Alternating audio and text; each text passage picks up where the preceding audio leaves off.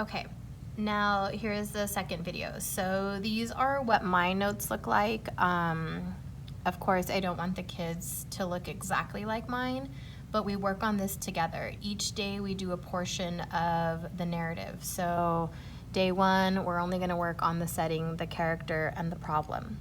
The next day we work on maybe one or two of the events. The third day will be the last event, and the fourth day will be the conclusion. So this is not done in one day.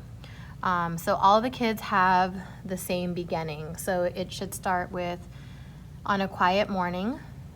So that's the when, okay, and the where, remember in the first map, at home.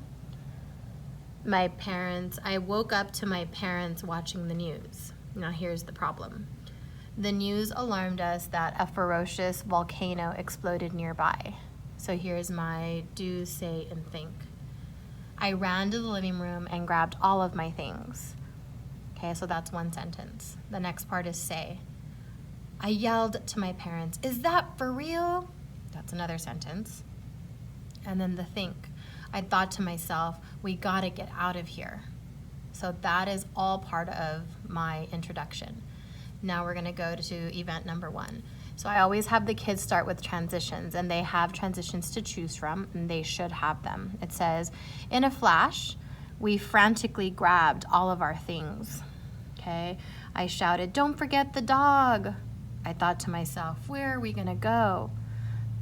I could hear the volcano erupting. Boom, boom. So there's those onomatopoeias. Okay, so now we're gonna go on to the next event. So here, this is 1, 2, 3, 4 sentences. Now we're here.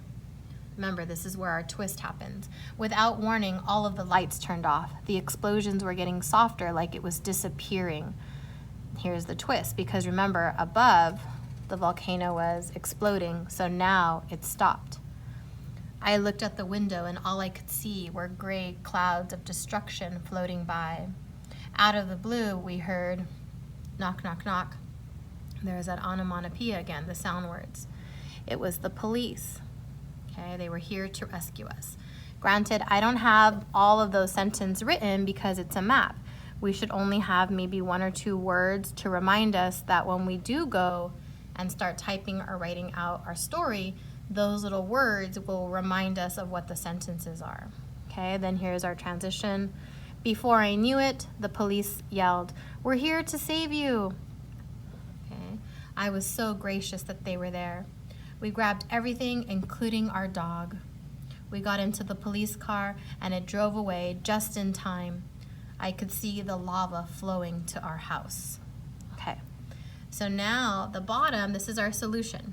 This is where the TCR, the transition, the character, and the reflection, plus our snappy ending.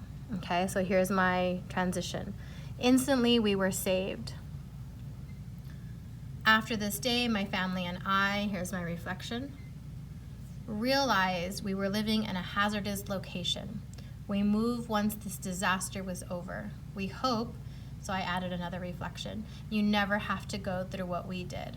Okay, and then here's my snappy ending. In my opinion, volcanoes are the worst natural disasters.